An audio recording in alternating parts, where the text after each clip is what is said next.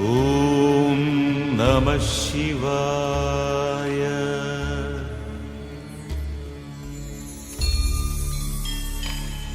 ஓம் நம சிவாய. பாண்டியர்கள், பல்லவர்கள், மௌரியர்கள், முகலாயர்கள், பலதரப்பட்ட மன்னர்கள் குறைகளை நம்ம ஆட்சி பண்ணியிருக்காங்க. இன்று வரைக்கும் ஒருத்தர் ஆட்சிக்கு நம்ம வாழ்ந்துட்டு இருக்கோம்.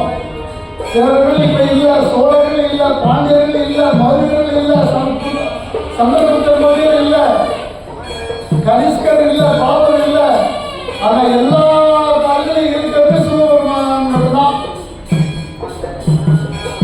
காஞ்சிபுரத்தை ஆண்ட பல்லவ மன்னன் ஐயனிகள் காலவர்பன். ஐயனிகள் காலவர்பன் காஞ்சிபுரத்தை தலைநகராக கொண்டு சிற்றூர்களை தன்னுடைய கட்டுப்பாட்டில் வைத்துக் கொண்டு செங்கோல் வலுவாக ஆட்சி செய்த ஒரு மன்னன் ஐயனிகள் காலவர்பன். அவர் ஐயாயிரம் வணங்குறாங்க, ஒரு பதிகம் போடுறாங்க. அவங்களுக்கு பொண்ணி அள்ளித்தலாம். அந்த மன்னர்கிட்ட அவசாட்சி இருக்குது. ஆனா அந்த மன்னன் என்ன நினைக்கிறான், இந்த அடியார்கள் போல நம்ம சொந்தமா இருக்க முடியலையே.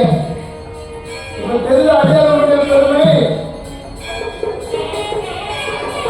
இந்த அடியார்கள் மாதிரி நம்ம ஆலய தரிசனம் பண்ண முடியலையே, இந்த அடியார்கள் மாதிரி நம்ம சுதந்திரமா இருக்க முடியலையே என்று நினைத்து தன்னுடைய முடியை தன்னுடைய மகனுக்கு தொடர்ந்து, மகனுடைய பெயர் என்ன தெரியுமா?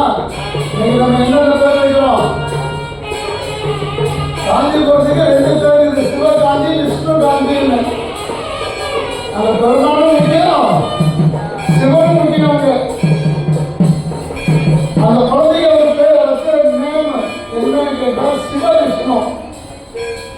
அந்த சிவவிஷ்ணு தன்னுடைய மகனுக்கு முடியும் தொடர்கிறார். இப்ப யாராவது விட்டு கொடுப்பீங்களா? யாராவது கொடுத்து சொல்லிருக்காங்களா? அன்னைக்கு நம்ம ஆண்ட மன்னவர்கள் அது போன்ற ஆண்டார்கள். இரவில் நகரம் வந்தார்கள். மன்னன் 4 வருஷத்துல நகரம் வருவான். நாட்டு மக்களுடைய கொள்கைகளை நானே தெரிஞ்சுக்கணும்னு வருவாங்க. அப்படி ஒரு மன்னன் ஒரு ஊருக்குள்ள வராது, மாற்று இடத்துல.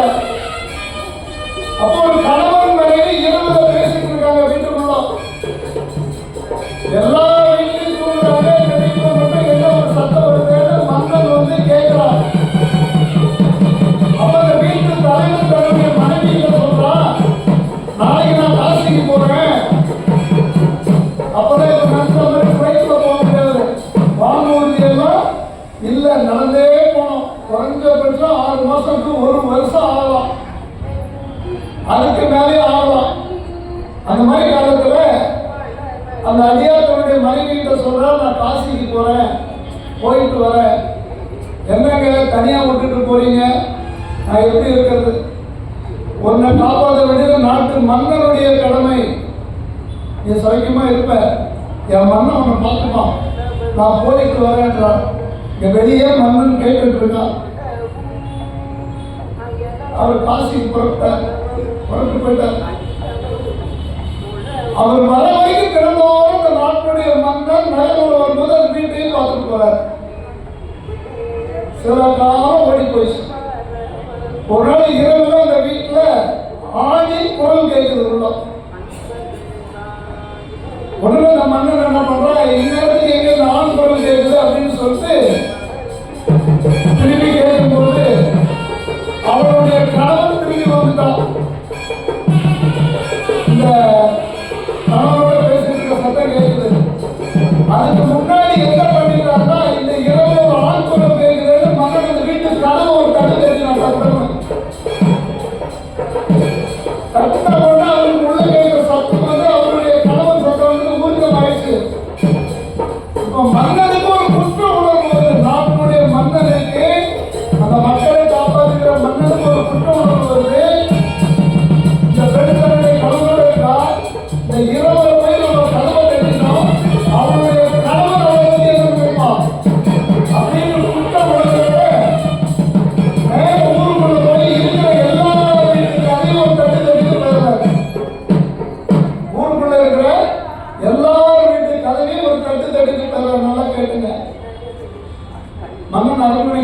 போயிட்டார். இரவு ரோது முடிஞ்சு போச்சு. மன்னன் அரண்மனைக்கு போயிட்டார்.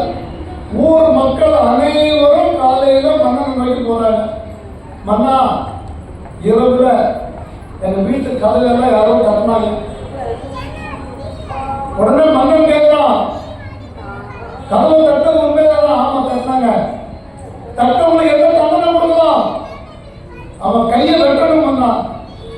உடனே உரிமையாளர் எடுத்தா தன்னுடைய கையை தானே வெட்டின. அப்பதான் தெரிஞ்சது வந்தது மன்னன். அந்த மாதிரி மன்னர்கள் அரசாட்சி செய்த ஒன்றிய பூமி.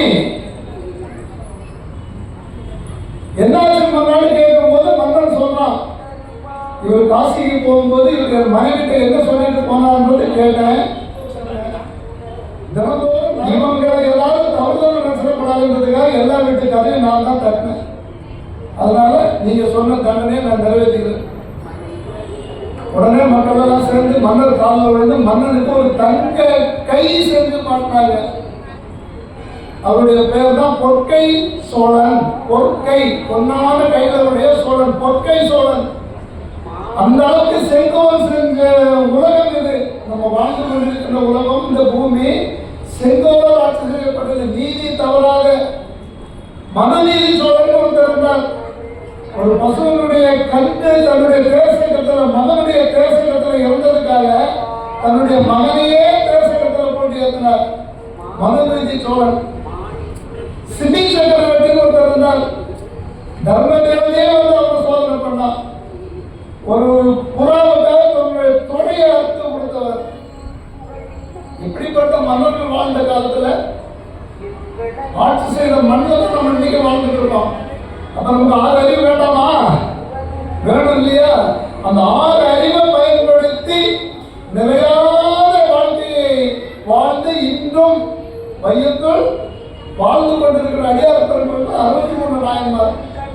அந்த வழியிலே நமது திருப்பணி தொடர வேண்டும் என்று தன்னுடைய முடி துறந்து தன்னுடைய மகனாகிய சிவவிஷ்ணுவுக்கு அரசாட்சி உரிமையை கொடுத்துக் கொண்டு ஆலய திருப்பணிக்காக சொல்லுகிறார். நம்ம பல்லவ மன்னன் காஞ்சிபுரத்தை ஆளுகின்ற காமாட்சி. நீ பல்லவ மன்னர் இல்லை, ஆனா காமாட்சி இருக்கா, ஏகாம்பரேஸ்வரர் இருக்கார்.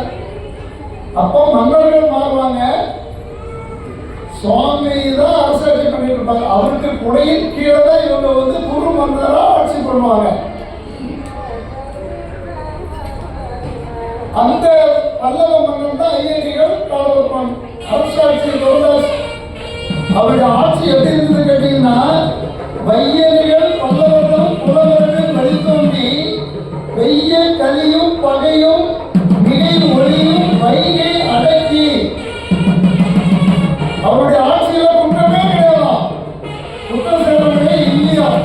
ஐயனிகள் காலவர்மன் ஆட்சியில குற்றம் செய்யறவங்க யாரும் இல்லையா. இன்னைக்கு குற்றத்தை தவிர வேற எதுவும் செய்யற ஆட்கள் இல்லை. கலியும் பகையும் அடக்கி செய்ய சடையால் சைவ திருநெறியால் அரசளிப்பார். சைவ திருநெறியால் அரசளிப்பார். அவருக்கு சைவமும் ஒண்ணுதான், வைஷ்ணவம் ஒண்ணுதான், வடமொழியும் ஒண்ணுதான், தென்மொழியும் ஒண்ணுதான். அவருக்கு ஏன் இசை நாடகத்தை அவ்வளவு சிறப்பாக போட்டி காப்பாற்றினாராம். அவருடைய மனைவி வந்து பரதநாட்டியத்தில் மிக சிறந்த கலைஞானி. மன்னவன் பல்லவ மன்னன், ஆனால் தமிழுக்கே உரிய ஏன் இசை நாடகத்தில் மிக சிறந்த மன்னன். ஆரியமும் தமிழும் அறிந்த மன்னன், சைவமும் வைணவமும் கற்றறிந்த மன்னன். அந்த மன்னன் ஒரு ஆலயத்துக்காக போறார். அந்த ஆலயத்தில் சிவபெருமான பார்க்கிறார். பார்த்த உடனே ஒரு சாமி முன்னாடி ஒரு திருமுன் ஒரு தளத்துல ஒரு பதிகம் பாடுவார், ஒரு வெண்பா பாடுவார், ஒரு பதிகம் பாடுவார், ஒரே ஒரு பதிகம் பாடுவார். அது சேத்திர வெண்பான்னு பேரு. சேத்திர வெண்பா பதிகம் பாடிட்டு சாமியை தலம் வருவார், பலம் வருவார். பாப்பாங்க ஆலயத்தில் என்ன பண்ணணும், என்ன குறைகள் இருக்குதுன்னு பாப்பாங்க. உடனே அந்த குறைகளை நிவர்த்தி செய்வது, இருக்கிற திருப்பணிகளை நிவர்த்தி கொண்டதுக்கு உண்டான கட்டளையை ஆணையிடுவார். உடனே அந்த திருப்பணி நடக்கும். அந்த ஆலயத்தில் கும்பாபிஷேகம் நடக்கும். உடனே அடுத்த ஆலயத்துக்கு போயிடும். இது மாதிரி திருத்தொண்டுகள் பல புரிந்து வருகின்றார். புதுசா ஆலயம் கட்டலாம், இருக்கிற ஆலயங்கள் எல்லாம் புனரமைப்பு பண்ணி அங்க இருக்கிற சேவார்த்திகள் தான் ஆலயத்தை ஒப்படைச்சுட்டு வந்துடுறார். ஒரு தலமா ஒரு ஊரா போறார். அப்படி தரிசனம் பண்ணிட்டு வர நேரத்தில் அவருக்கு சிவபெருமானுக்கு ஒரு ஆலயம் கட்டணும்ன்ற ஆசை வருது. நம்ம கையால சாமிக்கு ஒரு ஆலயம் கட்டணும். அடி முதல் முடி வரை ஏழப்பம் கலிக்காமன் கட்டின ஏழப்பம் கட்டின மையடிகள் கடவுள் கட்டிய திருக்கோயில் எல்லாரும் சொல்லணும். அதுக்கு எவ்வளவு பணம் செலவானாலும் பரவாயில்ல அப்படின்ற நோக்கத்தோடு ஒரு ஆலய திருப்பணி ஆரம்பிக்கிறார். காஞ்சிபுரத்தில் அவர் கட்டின ஆலயம் தான் கைலாசநாதர் ஆலயம். அவர் மனசுல என்ன வருதுன்னா சிவபெருமான் கைலாயத்துல எப்படி இருப்பான்னு கற்பனை பண்ணி பார்க்கிறாரு. ஒரு கற்பனை பண்றாரு, இமேஜ் கிரியேட் பண்றாரு. கைலாயத்துல சிவபெருமான் எப்படி இருப்பார்? அப்ப அவருக்கு ஒரு காட்சி கிடைக்குது. அந்த காட்சியை வச்சு அந்த ஆலயத்தை புனரமைப்பு பண்றாரு. இதுல இருந்து உச்சி முதல் திருமணி வரைக்கும் பார்த்து பார்த்து பார்த்து செய்றாரு. இந்த சபைகளை கூப்பிட்டு கல் சிற்பம் செய்ய சொல்றார். இடத்துக்கு வரணும், இடத்துக்கு வரணும் சொல்றார். அவர் பண்ற காரியம் அவருக்கு சரியில்லை, புரியல.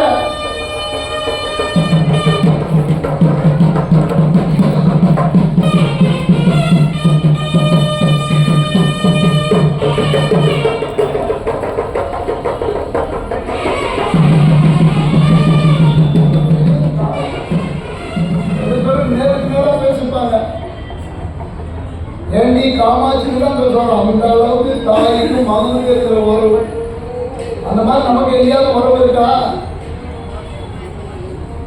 என்னுடைய வாழ்க்கையில எது நடந்தாலும் சிவபெருமான் பார்த்துக்கலான்னு நீங்க யாராவது ஒரு நினைச்சிருக்கீங்களா? யார் அந்த கை தூங்க. Very good, super super. இந்த மாதிரி இருக்கணும் அவங்களுக்குள்ள. அது மாதிரி உங்களால் நடக்க முடியுமா? இப்போ வாசு கை தூக்குனாரு. வாசை போனா மெரினா பீச்சுக்கு கூட்டிட்டு போறேன். ஒரு போட்ல ஏற்றி கொண்டு போய் ஒரு பெரிய கல்லோட கட்டி தள்ளிடுறோம் உள்ள. உன் சாமி காப்பாற்றுன்னு போனா இவங்க சம்மதிப்பாரான்னு கேளுங்க. யாராலையும் முடியாது, யாராலையும் முடியாது, யாராலையும் முடியாது. இறைவனை முழுசா நம்பினால்தான் சாமி உதவி செய்வார், வருவார். அப்படி யாருக்கு வந்தார்? அப்பர் பெருமானுக்கு வந்தார். நெருப்புல தூக்கி போட்டாங்க, நெருப்புல தூக்கி போட்டாங்க. ஒரு வாரம் கழிச்சு அப்படியே பச்சை திருமணத்தோடு வெளியே வந்தார். சொன்னார், என் சாமி என்னை காப்பாற்றுவார், என் சாமி என்னை காப்பாற்றுவார். அப்படியே வந்தார். வந்து என்ன பண்ணார்? ஒரு பச்சை பதிகம் ஒன்று கொடுத்தார் நமக்கு, மாசில் வீணையும். அப்ப சாமி எங்க இருந்தார்? அப்பர் உள்ளத்துல இருந்தார், உள்ளத்துக்குள்ள. அதனால்தான் அவருக்கு அந்த பதிகத்தை பாடுறார். இங்க மாசில் வீணையும் பாடின அப்பர் பெருமான் பல பதிகள் பாடுறதுக்கு அப்புறம் சாமியை உள்ள இருந்தாலும் சொல்றார், வாயானை மனத்தானே மனத்துள் இருந்த கருத்தானே. என் மனத்துக்குள்ள சாமி இருந்தாலும் சொல்றார். யானையை விட்டு இடம் விட்டாங்க, மதம் பிடித்த யானை அவுத்து விட்டாங்க. போய் அவர் தலையை துண்டிச்சுட்டு வா. வெகுண்டு போன யானை, மத யானை, வெகுண்டு போய் ஓடுன மத யானை அவரை பார்த்து கிட்ட போய் வணங்கி அது இருக்கிற பாடல்கள் எல்லாம் அடுத்து தோசம் பண்ணி போச்சு. அப்போ என்ன பண்ண, என் பெருமாள் இருக்கார், அவர் சொன்ன வார்த்தை கடல்ல கட்டி போட்டாங்க. கடல்ல கட்டி கடல்ல போட்டாங்க, நடு கடல்ல. அப்படியே முழுகிக்கிட்டே பாடுறாரு. முழுகிக்கிட்டே நம்ம என்ன பண்ணுவோம்? புரிய முடியாது அர்த்தம். அவர் பாடுறார், உள்ள போய்கிட்டே பாடுறாரு. இப்போ வாசல் கூட்டிட்டு போய் கல்ல கட்டி போடுற அவர் பதிகப்பாடி வர போறாரு. நான் முழுசா சாமியை நம்புறதுனால நாளைக்கு செய்ய போறேன். சரிங்களா? செஞ்சிடலாமா? வேண்டாம், நம்ம வாசல் வரணும். கல்ல கட்டி கடல்ல போடுறாங்க. அவர் எதுவுமே இல்லை, சிவபெருமான் நினைச்சார். அப்படியே கடலுக்கு உள்ள அந்த கல்லு முடிக்கு போய்கிட்டே இருக்குது. அப்படியே உள்ள போறாரு, அப்படியே பாடுறாரு. சொத்துணை வேதியன் ஜோதி வானவன் பொத்துணை சிறுவடி பொருந்த கைத்தொட கட்டுரை கூட்டிப்போர் கடலில் பாய்ச்சினோம் நற்றுணையா நமச்சிவாய. அப்புறம் உள்ள என்ன சொல்லிட்டே போனார்? நமச்சிவாய நமச்சிவாய நமச்சிவாய நமச்சிவாய நமச்சிவாயன்னு போயிட்டே இருக்காரு. உள்ள போற கல் என்னாச்சு? வெப்பமா மாறி அப்படியே மேல சாமியை கொண்டு வந்து திருப்பாதி ஒரு இடத்துல கொண்டு வந்து சாமியை கரையாந்தி விட்டுச்சு. இன்னைக்கு அந்த ஊருக்கு போன எல்லாம் சரித்திர உண்மை. அந்த ஊருக்கு போனீங்கன்னா அந்த சாமி வந்து கரையாடுற ஊருடைய பேரு கரையாயி குப்பம். கரையாயி குப்பம் அந்த மிக பிரம்மாண்டமான ஆலயம் அப்பர் பெருமாள் எடுத்துட்டாங்க. யாரு? நம்ம பவானி தியாகராஜன் ஐயா. அந்த அற்புதமான கருங்கல் சார் அப்படியே தத்ரூபமா கட்டி வச்சிருக்காரு. அந்த கரையாயி குப்பத்துல போய் பார்த்துருவாங்க. அன்னைக்கு ஐயடிகள் காலோட்டம் செஞ்ச வேலையை தான் இன்னைக்கு வந்து நம்ம ஐயா பவானி தியாகராஜன் ஐயா செய்யறாங்க. அவங்களுக்கெல்லாம் என்ன இறைவனம் மூஞ்சிருக்கும். சாமி உள்ள வந்தாங்க அவங்கள செய்ய சொல்றாரு. அவங்க கூட தான் சாமி இருக்காரு.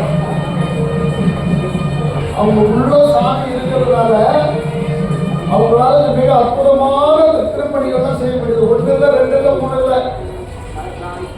அதுக்கடுத்து விருத்தாசலத்தில் ஒன்று இருக்கார் சங்கர்னு. தெரியுமா உங்களுக்கு? அவரு அந்த எம்எம்டிகள்லாம் அடிக்கடி வரும், வீட்டுக்கெல்லாம் வருவார் அடிக்கடி. சங்கர்னு 63 அறக்கட்டளையினுடைய நிறுவனர். அங்கே ஒரு செப்பனை கோயில் கட்டியிருக்கார். மொத்த பதிகளையும் செப்பேட்ல ஏற்றுறாரு. மொத்த பதிகளையும் நம்ம கிட்ட கிடைச்சிருக்க பதிகள் அத்தனையும் செப்பேட்ல ஏற்றுறாரு. ஏற்றி செப்பனை கோயில் ஒரு ஆலயத்தை கட்டிட்டு இருக்காரு. திருப்பணி நடந்துட்டு இருக்கு. இந்த திருப்பணிக்காக அவர் சண்டை வரும்போதுதான் நம்ம எம்பெருமானுக்கு வருவார். 63 விழாவுக்கு வந்தவர் யாராவது இருந்தா அவங்களுக்கு தெரியும். கோவிந்தா விழா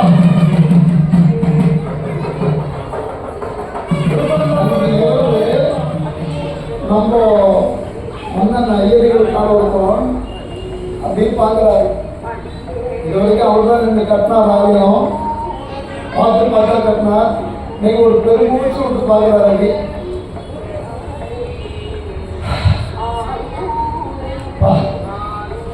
சாமி கைலாசத்தில் இருக்கிற மாதிரி எனக்கு ஒரு காட்சி கொடுத்தார். அது போலவே இந்த ஆலயத்தை நான் கட்டிட்டேன். இனிமேல் சாமிக்கு கைலாயத்தில் போர் அடிச்சதுன்னா இங்கே வந்து இருக்கலாம் சாமி. அந்த அளவுக்கு அற்புதமாக கட்டிட்டேன் அப்படின்னு மனசு நினச்சிட்டு போய் தூங்க போனார். படுக்கையில சத்து ஓய்வு எடுக்க போகிறார். அப்படியே கண்ணை அயர்றார். சுவாமி காட்சி கொடுக்குறார். அப்பா, நீ நாளைக்கு கும்பாபிஷேகம் தேதி முடிவு பண்ணியிருக்க. அன்னைக்கு என்னால் வர முடியாது. நீ வேணா வேற ஒரு டேட்டில் வச்சுக்கோ.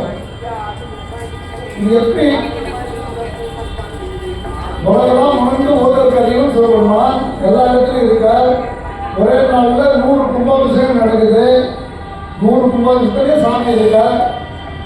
போன 29ஆம் தேதி திருக்கழுக்குன்றத்தில் ஒரு முருகர் ஆலயம் கும்பாபிஷேகம் பண்ணோம். தவக்கோல முருகன் வந்து ஒரு 40 அடி உயரத்தில் தவக்கோலத்தில் இருக்கார். 18 சித்தர்கள் சுற்றி வள்ளலார், ஔவையார் இவங்களெல்லாம் வச்சு ஒரு ஆலயம். அன்றர்களோட தியானம் பண்ணுவோம். யார் யாருக்கு முடியுமோ போயிட்டு வாங்க. செங்கல்பட்டுலேருந்து திருக்கழுக்குன்றம் போகிற வழியில் 5வது கிலோமீட்டரில் இடது பக்கமாக திருப்பூருக்கு ஒரு ரோடு திரும்பும். அதில் இருந்து நேரம் திருக்கழுக்குன்றம் போகிற 3வது கிலோமீட்டரில் ரைட் சைடில் போய் தரிசனம் பண்ணிடுவாங்க. பட்டணம்லாம் கிடையாது. நீங்களே போய் சாமி தரிசனம் பண்ணி கீழே தியானம் பண்ணுவோம். ரொம்ப அற்புதமாக இருக்குது. மனசு வந்து அவ்வளோ அமைதியாக இருக்குது. அந்த ஆலயத்தை கும்பாபிஷேகம் பண்ணி வச்சோம் 29ஆம் தேதி. அவ்வளோ முடியாத சூழ்நிலையும் அந்த வேலையை சாமி செய்ய வச்சார். போய் பார்த்துக்குவாங்க. இப்போ அங்கே முருகன் பெருமாள் வரார். இப்போ திருச்செந்தூரில் கும்பாபிஷேகம்னா அங்கே வர மாட்டாராது. நாளைக்கு எத்தனை கும்பாபிஷேகம் இருக்குது. இங்கே மட்டும் சொல்கிறேன், நாளைக்கு வர முடியாதுப்பா, அது வர முடியாது. அதனால என்ன பண்ணுற திருச்சிட்டாங்க, நீ கொஞ்சம் டேட்டை மாற்றி வச்சுக்கோ. திடீர்னு எடுத்து சொல்கிறார். வச்சு பார்க்குறார், ஒன்றும் புரியல. வந்தது கனவா நனவா என்னன்னு தெரியல. திருப்பி படுக்கிறார். கண்ணா இறந்துறாரு. திருப்பி சாமி வர்றார். சாமி நீங்கள் சொன்னீங்க நாளைக்கு வர முடியாதுன்னு காரணம் சொல்ல முடியுமா? இந்த என்னுடைய நண்பர் பூசலான்னு ஒருத்தர் இந்த அன்பர் சிவனடியார் அவர் ஒரு ஆலயம் கட்டியிருக்காரு. அவரு நாளைக்கு தான் கும்பாபிஷேகம் சொல்லியிருக்காரு. நான் அவர்கிட்ட வரேன்னு சொல்லிட்டேன்.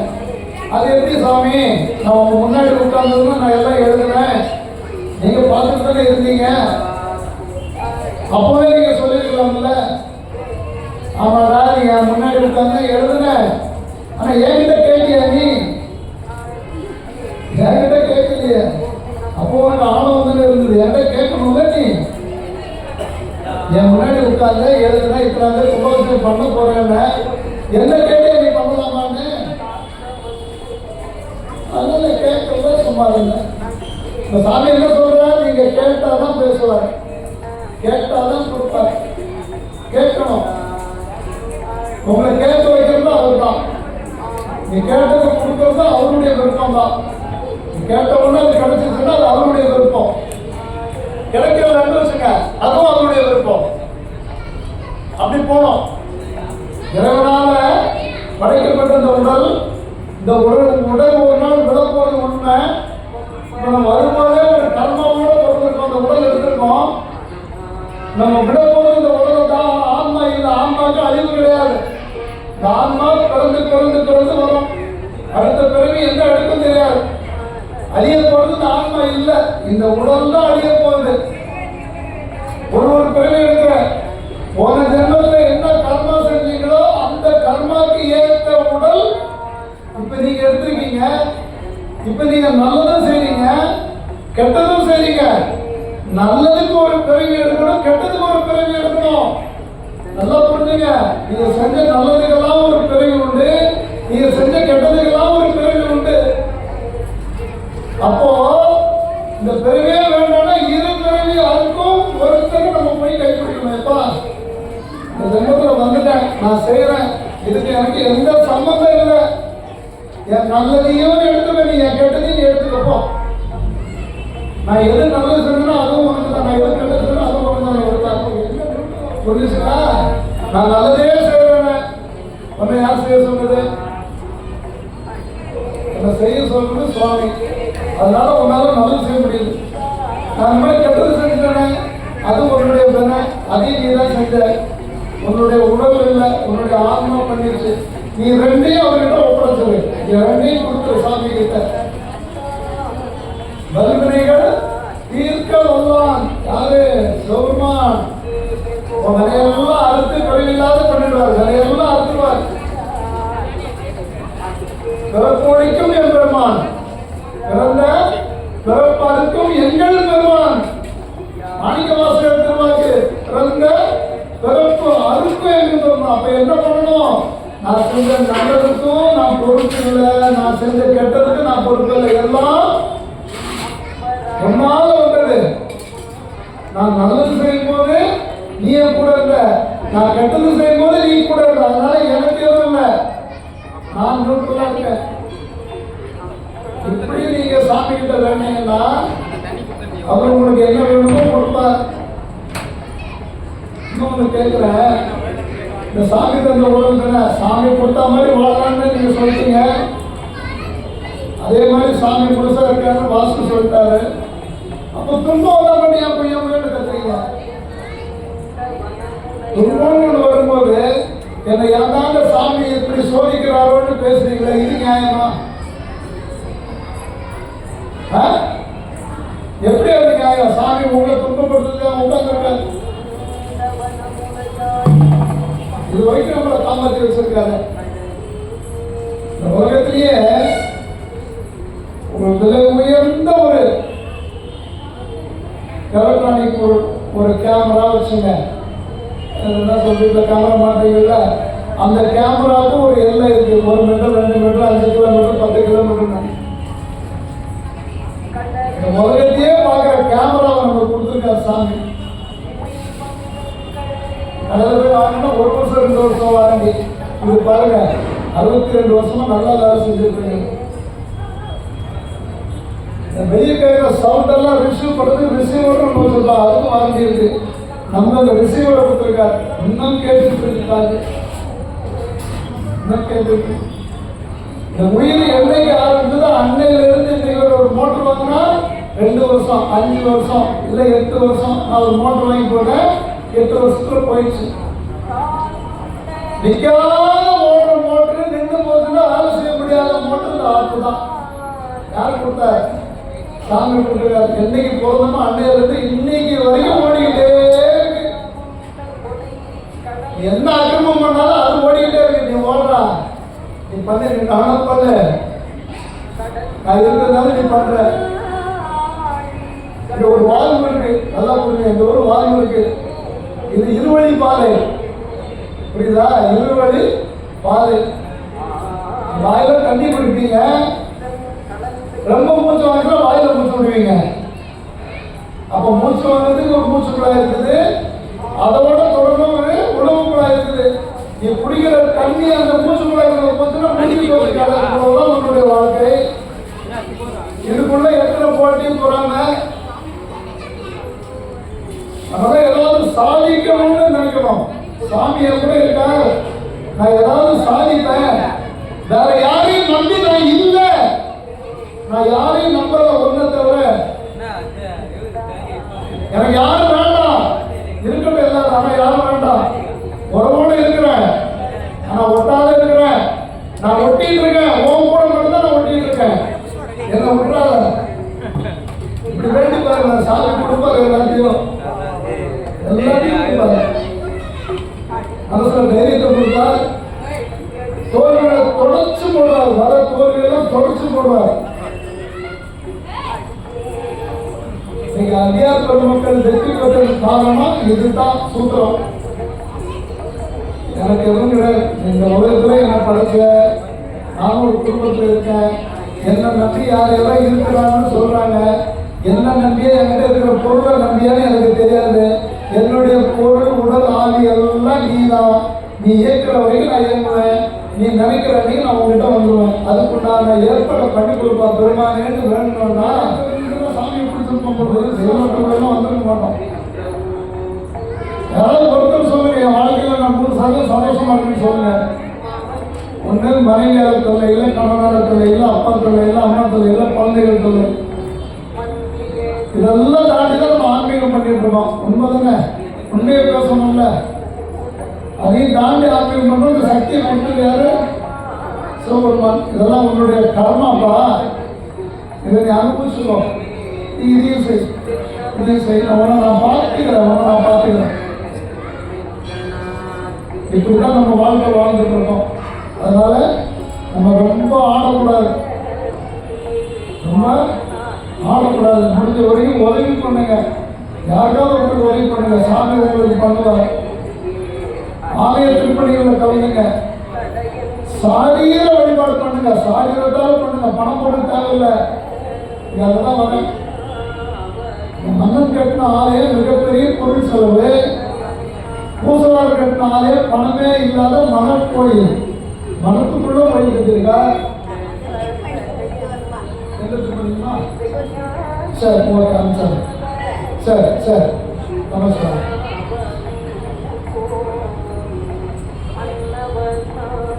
இந்த மாதிரி நம்ம சொல்லும் போது அந்த ஆலயத்துக்கு ஒரு 100 ரூபாய் போய் சேருது. இதைத்தான் நம்ம சாமி நம்மளை செய்ய சொல்லியிருக்கார். எனக்கு எதோ சொல்லுங்க. இந்த குரூப்லேயே ஒருத்தர் இருக்காங்க, நிர்மலம்மாவுடைய குழந்தை. என்ன பண்ண, எங்கே திருப்பணி நடக்குதோ அதனுடைய அட்ரஸ் போட்டுருவான். அந்த திருப்பணி நடக்கிற விவரத்தை சொல்லிடுவான். முடிஞ்சா கலந்துங்க. இந்த மாதிரி திருப்பணியும் நம்ம பண்ணலாம். தெரிஞ்சு அது நல்லதாக நடக்குதுன்னா அந்த ஆலயத்தினுடைய முகவரியை எல்லாத்தையும் தெரியாமல் நினச்சாங்கன்னா அந்த ஆலய திருப்பணி சீக்கிரம் நடக்கும். நம்மளோட நன்றி தெரிவிச்சுங்க. இப்போ சொல்றாரு, பூசலார் வந்து பொருள் செலவு இல்லாத கட்டினார் மனக்கோயில். தூய்மையான உள்ளத்துக்குள்ள மனக்கோயில் கட்டுறார். மனத்துக்குள்ள கட்டுறாரு. மனத்தகத்தால் வாக்கில் உள்ளார் தலைகையில் மேலாம். நம்ம தலைக்கு கீழே மேலேயே சாமிதான் இருக்கார். அது உட்கார்ந்த இடத்துல பயிர் கட்டுறார். போஜனத்துக்கு போக மீதி நேரம் ஃபுல்லா ஆலயம் கட்டுறாரு. பூசலார் உள்ளோம் எல்லாம் கருவறை கட்டியாச்சு, அத்தை மண்டபம் கட்டியாச்சு, மகா மண்டபம் கட்டியாச்சு, ஆயிரக்கால் மண்டபம் கட்டியாச்சு, உள்ள ஒரு கட்டளை கட்டியாச்சு, வெளியே ஒரு மாடை தனி கட்டியாச்சு, வெளியே குளம் கட்டியாச்சு, சாமிக்கு தீர்த்தம் எடுக்கிறதுக்கு உள்ள ஒரு குளம் வெட்டியாச்சு. எல்லாம் பார்த்து பண்ணி ராஜகோபுரத்தோட முடிச்சுட்டு உட்காந்துருக்காரு. இங்க மன்னன் கனவு தெரிஞ்சு இரவோடு இரவாக புறப்பட்டு அங்க போயிட்டார். ஒவ்வொருத்தரையா கூப்பிட்டு கேட்கிறார், இங்க ஒரு கோயில் கட்டிருக்காங்க, நம்ம யாரு அப்படி யாருங்க கெட்டதுக்கு முன்னாடி எதுவுமே தெரியல, யாரும் இல்லை. அப்ப அங்க இருக்கிற அண்டர்லாம் கூப்பிட்டு கேட்கல. பூசலான்னு ஒருத்தர் சொல்றாங்க, யாருக்கு அவரு உட்காந்துருக்காரு தான். சாதாரணமா ஒரு இடத்துல ஓரமா உட்காந்துருக்காரு, அவர் தான் போங்க. அவர் போய் கேட்கிறார், நீங்க ஏதோ ஆலயம் கட்டிருக்கீங்களான்னு. உடனே பூசலாருக்கு ஆச்சரியம், இந்த கல்லு மண்ணு கொட்டி ஒரு ஆலயம் கட்டினா எல்லாருக்கும் தெரியும், மனசுக்குள்ள கட்டின ஆலயம் இவருக்கு எப்படி தெரியும்? உடனே கேட்கிறார், நான் ஆலயம் கட்டுவதை தாங்களுக்கு உழைத்தது யார்? சாமி சொன்னார், இல்லையா? என்ன சொன்னார்? என்னுடைய அன்பன் ஒரு ஆலயம் கேட்கிறதா, அந்த ஆலய திருப்பணிக்கு, அந்த ஆலய திருப்பணிக்கு 100 ரூபாய். என்னுடைய அன்பன் ஒரு ஆலயம் கேட்டிருக்காரு, ஆலயத்துக்கு நாளைக்கு நான் வந்து கும்பாபிஷேகத்துக்கு வரேன்னு சொல்லியிருக்கேன் அப்படின்னு சொன்னார். நீங்க நான் காஞ்சி கொடுத்து மன்னன் அப்படியா? இந்த சாமி சொன்னாரா? ஐயா நான் கும்பாபிஷேகத்தை பார்க்கணும். அவர் கேட்கிறார் மன்னன். கீழே உட்கார், கண்ணை மூடிட்டு உட்கார், கண்ணை மூடிட்டு உட்கார். கண்ணை திறந்தவா கும்பாபிஷேகத்தை எங்க கண்ணை மூடிட்டு உட்காருக்கிறார். உட்காராரு, கண்ணை மூடிட்டு உட்காராரு. அது உள்ள கும்பாபிஷேகம் நடக்குது. 5வது காலம் கடன் புறப்பாடு ஆகுது.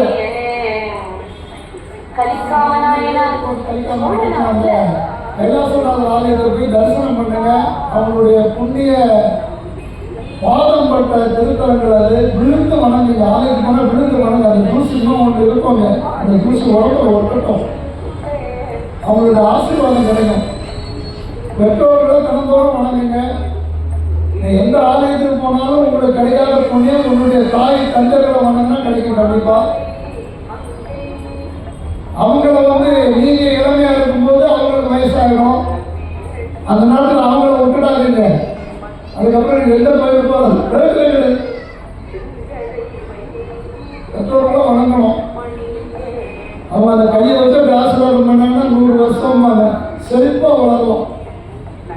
இது இல்லாத குழந்தைகள் தான் தந்தையா போயிடுது. அதனால நம்ம குழந்தைகள் அந்த மாதிரி குழந்தைகளா இருக்கக்கூடாது. சொல்லி வணங்க. இன்னைக்கு இருக்கிற இளைய தலைமுறைகள் எல்லாம் பெற்றோர்களை வணங்குங்க, பெரியவங்களை வணங்குங்க. முதல்ல வச்சது மாதா பிதா தான், அதுக்கப்புறம் தான் குரு, அப்புறம் தான் தெய்வம். இந்த மாதா பிதா வணங்கினா ஒரு நல்ல குரு கிடைக்கும், நல்ல குரு கடவுளை காட்டுவான்றது தான் இதனுடைய பொருள். அப்பா அம்மாவை வணங்கினா அவங்களுக்கு ஆசீர்வாதம் கிடைக்கும். அந்த ஆசீர்வாதம் கிடைச்சோன்னா அவங்களுக்கு ஒரு நல்ல குரு கிடைப்பார். அந்த நல்ல குரு கடவுளை காட்டுவார். அதுக்கப்புறம் என் வழி சிவன் வழி என்று கூறி ஏற்போம் கிடைக்காம வர தெரியல. ஐயர்கள் காலம் போல் நம்ம பூசலார் அடியாருக்கு தேவையான பொருட்கள் எல்லாம் வசதிகள் செஞ்சு கொடுத்து அதுக்கப்புறம் அவர் நாளையில கட்ட வச்சார். அதுக்கப்புறம் ஒரு நன்னாளில் இந்த திருக்கோயில் கைலாசநாதர் திருக்கோயிலில் திருப்பணி செஞ்சு கும்பாபிஷேகம் முடித்து ஒரு ஐப்பசி மூலம் நன்னாள் அன்னைக்கு இறைவனுடைய திருவடியை சேர்ந்தார். சேர்ந்து 63 நாயன்மாரில் ஒரு நாயன்மாரை நல்ல கோபத்தில் உட்கார்ந்துருக்காரு என்று கூறி அடியார் பெருமக்கள் அனைவருக்கும் கடைசியாக சொல்ற வார்த்தை என்ன கேட்டீங்கன்னா, உங்களால் முடிஞ்சவரை உழவார்பணி பண்ணுங்க. நம்ம மதத்தை தொடர்புகளோட தொடர்பு வச்சுக்காதீங்க. நம்ம மதத்தை பற்றி எடுத்து பேசுங்க. எப்போ கொண்டு வந்தாலும் ஐயோ பையோடு கத்தாதீங்க. சிவசிவா நமச்சிவாயன்னு கத்துங்க. சிவபெருமான் நாங்கள் வருவார். இன்னைக்கு நடந்தது எதுக்கும் நான் பொறுப்பு இல்லைன்னு அந்த பொறுப்பை துருப்பு பண்ணிடுங்க, விட்டுடுங்க. சாமி கூட வருவார். நீங்க எங்க இருக்கீங்கன்னு பார்க்க மாட்டாரு. எங்க இருந்து கூப்பிட்டாலும் வருகின்ற ஒரே தெய்வம் நம்ம தெய்வம் தான். சிவபெருமான் வருவார். எங்க இருந்து கூப்பிட்டாலும் வருவார். சிவான அர்த்தம். அந்த இடத்துல வந்து நிற்பாரு. சிவானாலே வாழ்ந்துதான் அர்த்தம். சி வா அடுத்த நிமிஷம் நிற்பார். காக்கின்ற கருணை பெரும் வெள்ளம் நம்ம சொல்லணும். அதனால அவரை கையெடுத்து வணங்கி எல்லாரும் எல்லா வாழ்ந்த நலன் பெறணும்னு வேண்டி இதோடு நிறைவு செய்யுங்க. திருச்சிட்டம்பரம் திருச்சிட்டம்பரம் திருச்சிட்டம்பரம். நீங்கள் ஒவ்வொருத்தரும் உங்கள் வீட்டில் வந்து ஒரு அடியாருடைய குரு பூஜை எடுங்க.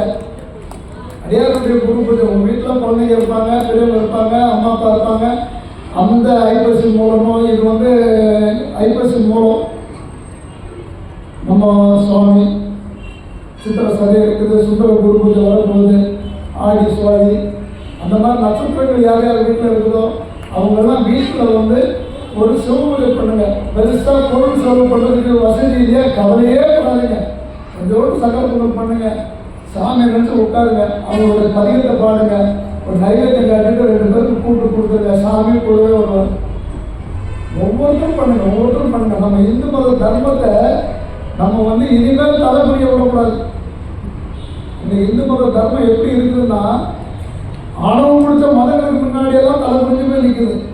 தலை குனிஞ்சதுன்னா வெக்கத்தில் இல்லை, நீ ஆளு ஆளு. இந்து மதம் இருக்குது. எல்லா காலத்தையும் வணங்குற மதம் தான். அதனால நம்ம மதத்துக்கு நம்ம செய்கிற தொண்டு இதுதான். ஆலயங்களுக்கு போனால் ஒரு பதிகத்தை சத்தமாக பாடுங்க, சத்தமாக பாடுங்க. அதுக்கோசம் அங்கே சிவாச்சாரிய பூஜை பண்ணிருக்காங்க பாடுங்க சொல்ல, அவங்களும் மந்திரம் சொல்ல, நீங்களும் பாட இடையிலாக இருக்கும். நேரம் காலம் பார்த்து ஒரு பதிகம் தேவையான அளவுக்கு சுருக்கி அழகாக ஒரு பதிகம் உள்ள பூஜை நடக்குது. வெளியே உட்காந்து பாடினா சாமி கேட்க மாட்டாரா? இப்படி உட்காந்து பாடலாம், குரூப்பாக உட்காந்து பாடலாம். ஏதோ ஒரு இல்லாத ஆலயத்துக்கு ஏதோ ஒரு நைவேத்தியம் செஞ்சு கொடுங்க. கொஞ்சோண்டு 2 முழம் பூ, மல்லிப்பூ விலை கம்மிப்போம், ஒரு 2 முழம் பூ வாங்கி கட்டி போகிற வழியில் பிள்ளைகளுக்கு போட்டுப்போம். அவரு கூட வருவார், நம்மளை பார்த்துப்பாரு. வேறு ஒன்றும் நம்ம செய்ய வேண்டாம். நீங்கள் ஆலயத்துக்கு கொடுக்குற கற்பூரம் விபூதி பூக்கள் தான் நேராக போய் சாமிக்கு சேருது. அதனால இந்த தொண்டுகள்லாம் செஞ்சு நீங்கள் நிறைவாக வாழணும்னு சொல்லி இறைவனை வேண்டிக்கிட்டு இதெல்லாம் நிறைவு செய்யுங்க. திருச்சிட்டம்பரம் திருச்சிட்டம்பரம் திருச்சிட்டம்பரம். சிவா இந்த மாநில ஒவ்வொரு வருஷமும் ஐஓசி பாலமுருகன் வீட்டில் பண்ணுவோம். சிறப்பாக நம்ம எல்லாரும் அங்கே கலந்துப்போம். யார் யாருக்கு வர முடியுதோ எல்லாரும் நம்ம பஸ்ஸில் வந்துடுங்க. நம்ம பஸ்ஸில் அரசுக்கு வந்து நம்ம போயிடணும். சரியா? உங்களுக்குலாம் டிக்கெட் கிடையாது பெண்களுக்கு. அதனால் போய் நேரம் சீக்கிரமாக வந்து சுவாமியினுடைய பூஜையில் கலந்துக்குமாறு உங்களை அன்போடு கேட்டுக்கிறேன். எப்போ பூஜை அந்த வாட்ஸ்அப் பூஜை போனால் எல்லாரும் கலந்துங்க. திருச்சிற்றம்பலம். சேர்மையில் ஏறி விளையாடும் முகம் ஒன்று, ஈசருடன் ஞான மொழி பேசும் முகம் ஒன்று, கூர்மடி அவர்களை கேட்கும் முகம் ஒன்று, கொண்டுருவரில் வாங்கி நின்ற முகம் ஒன்று, மாறுபடி சூழலை வரைத்த முகம் ஒன்று, வள்ளியை மனம் புணர வந்த முகம் ஒன்று, ஆறுமுகமான பொருள் நீயருள வேண்டும், ஆகிய உணவக்கரம் அமர்ந்து தருவானே. ஆகியதோள் வாழ்க, அருமுகம் வாழ்க, வெப்பை பொது செய்தனில் வாழ்க, குக்குளம் வாழ்க, செவ்வேறிய மஞ்சை வாழ்க, யானைகள் நடந்து வாழ்க, மாறிலா வள்ளி வாழ்க, வாழ்க சீரடியாரெல்லாம்.